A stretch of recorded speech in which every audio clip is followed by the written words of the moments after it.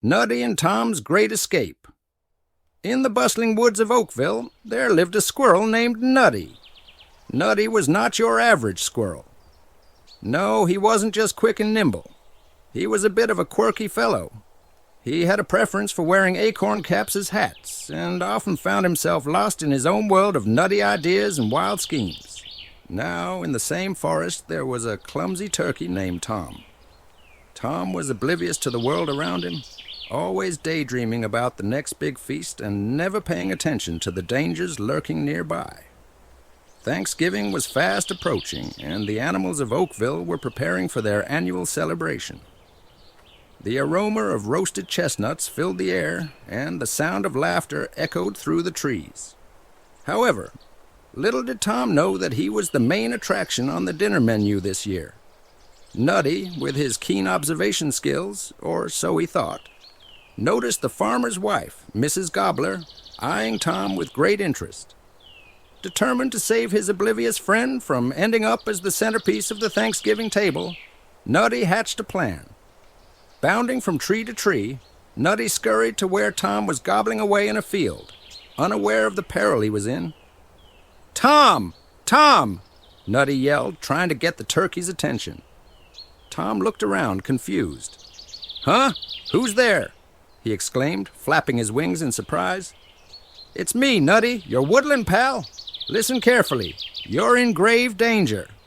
Mrs. Gobbler has her sights set on you for Thanksgiving dinner," Nutty explained, trying to sound as serious as possible. But Tom, being Tom, misunderstood. "Oh, Mrs. Gobbler wants to have dinner with me? How delightful! I'll bring my favorite stuffing," Tom exclaimed happily. No, Tom. She wants to cook you for dinner," Nutty clarified, waving his tiny arms frantically. Tom's eyes widened in shock. "Cook me? Oh, my feathers, what do I do?" "Don't panic. Follow me and I'll lead you to safety," Nutty declared heroically, zooming off in a whirl of acorn caps. Tom stumbled after Nutty, waddling as fast as his turkey legs could carry him, dodging trees and tripping over his own feet. Nutty led Tom through bushes, across streams and around boulders, all the while coming up with the most nutty escape routes that only he could think of. At one point, Nutty suggested hiding in a bush by pretending to be a shrub. "Trust me, Tom. If we stay really still, she won't notice us," Nutty whispered, barely able to contain his laughter. Tom, covered in leaves and twigs, looked anything but inconspicuous. Nutty, I don't think this is working," Tom said, trying to peek out of the bush. "You're right, Tom. Plan B," Nutty proclaimed, whisking them away to a hollow tree.